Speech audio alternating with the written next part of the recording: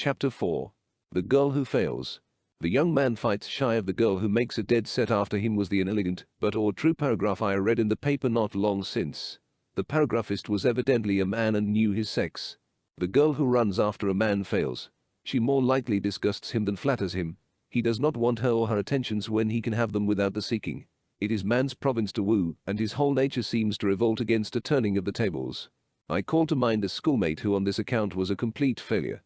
She was pretty, bright, even witty, well-educated, moved in good society, and had money, but no man wanted her. Her boldness disgusted all of them. When she saw one she fancied, she paid such open court to him that he avoided her. Some time afterwards, when she saw the uselessness of pursuit there, she turned her attentions elsewhere, running after another man. Although naturally attractive, I never knew a man who wanted her. I have known of other girls who have never married for this same reason. It seems to be a common fault. It is a serious one. If you are at all inclined to be forward with men, stop it. You will not only fail to marry, you will lose respect. You gain nothing and lose all. You cheapen yourself and your charms when you throw yourself at a man's head. As it has been decreed from the beginning of the world that man is the head of the woman, so it is decreed that as he shall protect her, he is the one to woo and she the one to be won. You will meet coarse men who will respond to all your advances. They will pay you attention just for the fun of the thing. They will never marry you, and it would be a good lesson to you if you could hear them talk of you among themselves. A man never spares a girl who has no respect for herself. The man whom you run after may even say many tender things to you. He may lead you up to the point where, if you had not begun it, you would have a right to expect him to ask you to marry him. He doesn't. He stops just there. A girl's great charm is a sweet, womanly modesty, which appears to hide a love she cannot help feeling. It is a great mistake to let your male friends see you with any blemishes upon you. If you have a breaking out on the face, a swollen cheek, a red nose, or anything which disfigures you, hide yourself till it is over. Men like to idealize a girl whom they admire, and they cannot idealize a swollen face or a red nose. I knew a girl who continually had styes on her eyes. She was not wise enough to hide herself at the time, but continued to go out where she would meet her male friends. She has never married, and I have always thought that this is the reason. Another girl had her front teeth drawn, and went about toothless for a while. Other girls do not hesitate to let men see them with their bangs in curl papers. A man will never let you see him with his hair not combed or with his face lathered for shaving. Be tidy always. Have your hair combed, your dress neat, even if it is old. Patches are to be respected, while holes mark the sloven.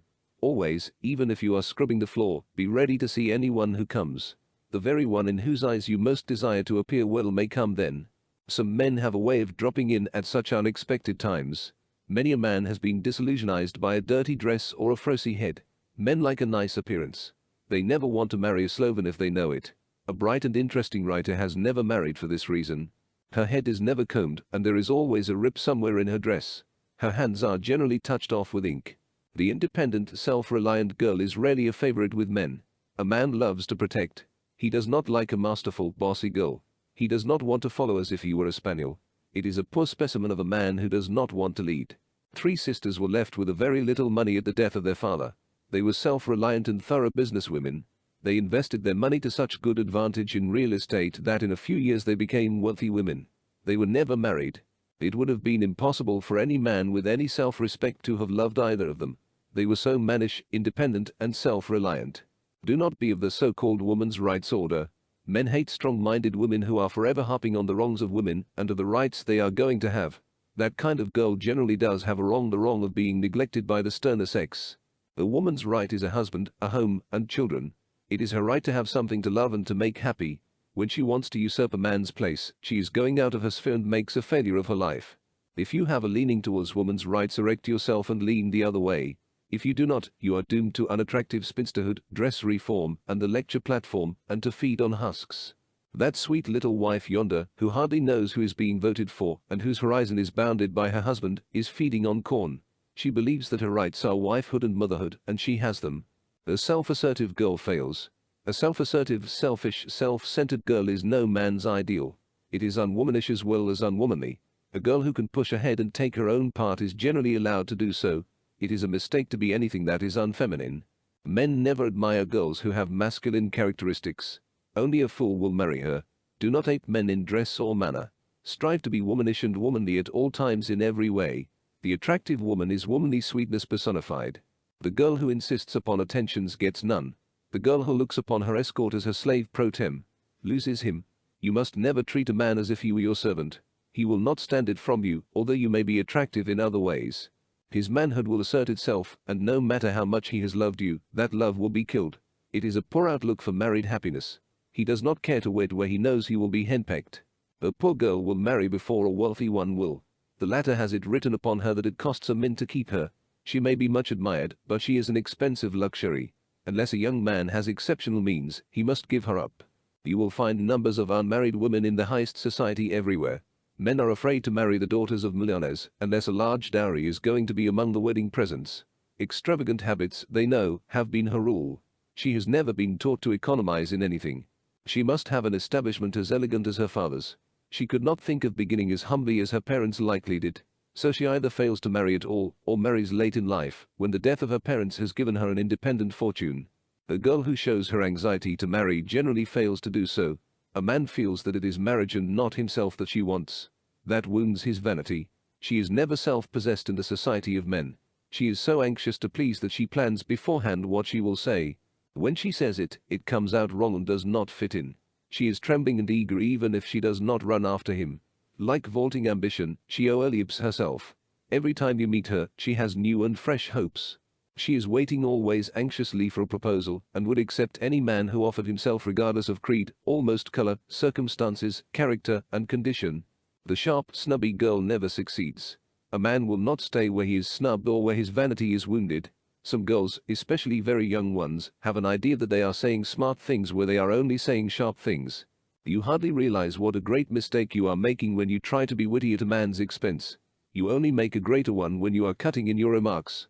Girls have an idea that it does a young man good to have, as they express it, the conceit taken out of him. I doubt if it does, and even so, you are not the one to do it. Let him have a good opinion of himself in his youth. Help him to it, rather than to try to take it away from him. The outside world will give him knocks enough as he battles his way up in it, to take any amount of conceit out of him. Maybe he comes to you sometimes just smarting from one. Let him find for his wounds a balm. Learn to soothe and sympathize instead of hurting. Your tongue is sometimes so unwittingly cruel. Your laugh is so heartless that you make a man with a rhinoceros skin shrink. It all flies back upon your own head, however. You will suffer for it afterwards. It will only drive him from you. Girls often can attract who cannot keep a bow. Notice them. See if they have not sharp tongues and do not love to take the conceit out of a man. He has too good an opinion of himself, but I let him know what I thought of him. I have heard girls say, one thing is certain, if you have done that, you will never hear from him that he thinks much of you. So round off your sharp corners. Remember that the young man with a good opinion of himself is the more easy to win, because you can play upon his vanity. Do not speak your mind plainly. Certain persons pride themselves on plain speaking, as if there were a virtue in hurting someone else's feelings. When you hear anyone say, I always speak my mind, you may know she says disagreeable things. She thinks when she has said that she can go ahead, cutting right and left with her tongue. They are never people who praise. It appears that those who say just what they think generally think unkind things. Avoid doing so, especially to a man. It is unkind. It makes more enemies the world over than anything else. Men will swallow praise ad nauseum, but they will not take censure.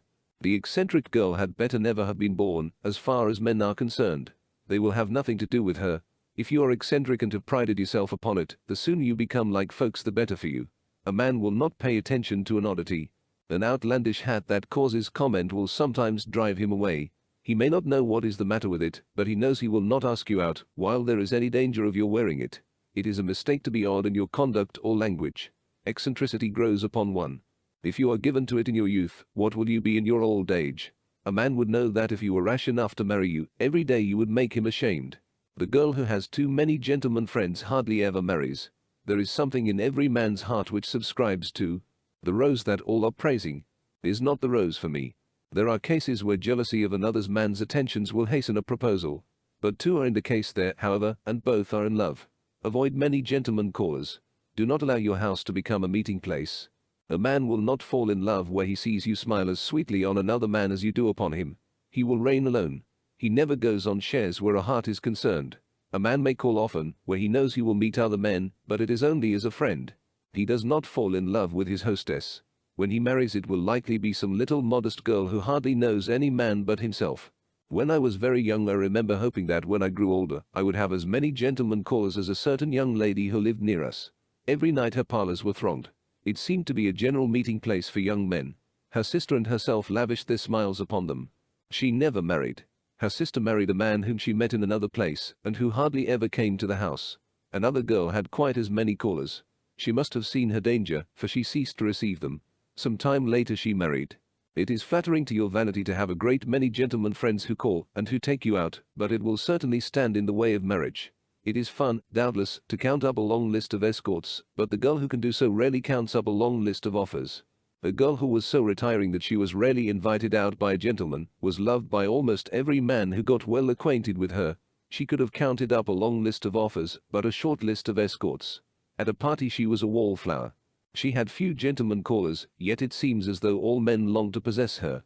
She passed most of her evenings alone with her family, and married well. So it shows that knowing many men would rather indicate no marriage than a surety of one. The cold girl never succeeds. A man would as soon make love to an icicle. A man prefers fire. He likes a warm, living heart. He wants to see that a girl has that heart. A pretty, stylish young girl whom I want to see settled in life is failing to do so on just that account. She is not naturally cold, but when she is at all interested in a man, she becomes almost frigid in his presence. She is too afraid of showing her interest in him to allow him to see that she responds to his. A man wants an affectionate, warm-hearted wife. So he will marry what seems to him to be an affectionate girl. There is a certain warmth of manner that will show this disposition. A girl fails who will not let the man who is beginning to love her see that she can return love.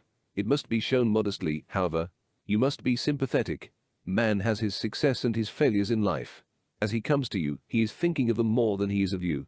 He wants to talk of them. If you do not show a sympathetic interest, he will go where he can get it. Draw him out on his favorite topic, no matter if it is himself. I remember once walking 2 squares with a gentleman who talked of nothing else but a slight injury on his hand. An interesting intellectual lady is going through life unmarried for no other reason, I believe, than her lack of sympathy. You are conscious of this lack whenever you converse with her. If you mention yourself, your humble aim and ambitions, a dead silence falls. You feel as if you were undone and wish you could hide your head. A woman will hasten to change the subject and to make amends. A man leaves and never returns. A man likes to look, as it were, in a mirror. He likes to see himself reflected in the eyes that meet his. He wants to feel that the girl has so much interest in him that she is interested in every word he says about himself. The girl who talks about herself usurps his prerogative. He does not relish that, and her society is stupid to him. I is a man's pronoun. You is a woman's. Very young girls who are filled with themselves and their own affairs are very much given to this. As they grow older, they see it does not do. Bear in mind that no matter how pretty you are or how sweet, if you will talk about yourself to a man, you become as tedious as a twice-told tale vexing the dull ears of a drowsy man. There is an old witticism which tells the truth in a nutshell. What is a bore? A man who talks about himself when you want to talk about yourself. The high-tempered girl fails. A man bent upon matrimony avoids her if he is aware of it. If you have such an infirmity, try to get rid of it as you would a facial blemish. Try harder, for it is indeed far worse than any bodily disfigurement. Our Lord, whose strength is sufficient for you always, will help you to do so. Some girls falsely call it a high spirit. It is anything but that. It is a weak spirit. A girl who gives way to temper has no control over herself. She is weak instead of high and strong. Her doors are always open, and whoever will may come in and upset her. Instead of being proud of it, be ashamed of it. While possessing it, your life is a failure everywhere. A sweet, interesting, lively conversationalist is one thing, and a girl with a long tongue is another. Avoid gossip and meddling.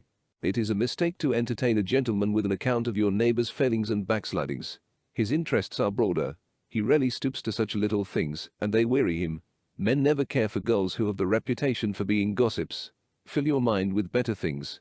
Read and enlarge your powers of conversation. It is a mistake to be inquisitive. While a man likes a girl to be interested in him and in his doings, he does not want to be questioned about them. A walking interrogation point is never a pleasant companion. When you draw him out it must be with tact. A precise prim, what we call an old maidish girl is a failure. She is born to a lonely life of spinsterhood. Unless she change she cannot escape her fate. At heart she may be all that is true and good, but no man will ever find that out. As a rule men judge of us by outward appearances. They take women more for what they seem to be than for what they are. The good qualities of the prim girl are all lost upon him. With gentlemen a loud girl never succeeds. She can always attract the attentions of coarse men, but a well-bred man avoids her. He loves modesty. He does not want the girl whom he escorts to be conspicuous by boisterous talking and laughing. He does not want her to be hail fellow well met with every man they meet. It shows she has no modesty. He cannot respect her and will not marry her. It is never nice to be gay or fast. The men whom you attract about you by it are not the men you want to marry. They are the kind who do not want to marry you or anyone else. Loud, conspicuous dressing is never an attraction. Men like stylish, well-dressed girls, but they never like anything that is flashy or that attracts attention. The girl who imagines every man she meets is in love with her rarely is loved by one. This is a common fault with young girls. It comes either from innate silliness or from the reading of too many novels. The worst of it is, she is not even cured of her folly when the men do not propose to her, but do to some other girl. She imagines some insurmountable difficulty was in his way, and that he has only married the other girl out of pique. That is the way it was in the last novel she read. Girls, be sensible. Every man you meet will not fall in love with you. When one does, he will let you know it. Men are not given to sighing in secret over one girl, then marrying another without love. A man who loves you will be open about it. He will not avoid you. He acts on the spot, sometimes without much thought. So when a man does not pay attention to you, rest assured, unless you have offended him, that he does not want to do so. He is not in love with you. He is more likely to pay attention without loving than to love without paying attentions. The vain girl fails. The pretty girl who depends altogether upon her looks and is proud of her beauty rarely marries. I have spoken of this before. It has been thought that in matrimony, as in other fields, the plain-featured girl has the greatest success. The pretty girl starts out with false notions of her charms. She thinks that she has only to be seen to be loved. She overestimates her one gift and does not try to cultivate others. Youths who easily fall in love and as easily out again are caught by a merely pretty face. Men want something more. Let me quote from an article on this subject which I read the other day.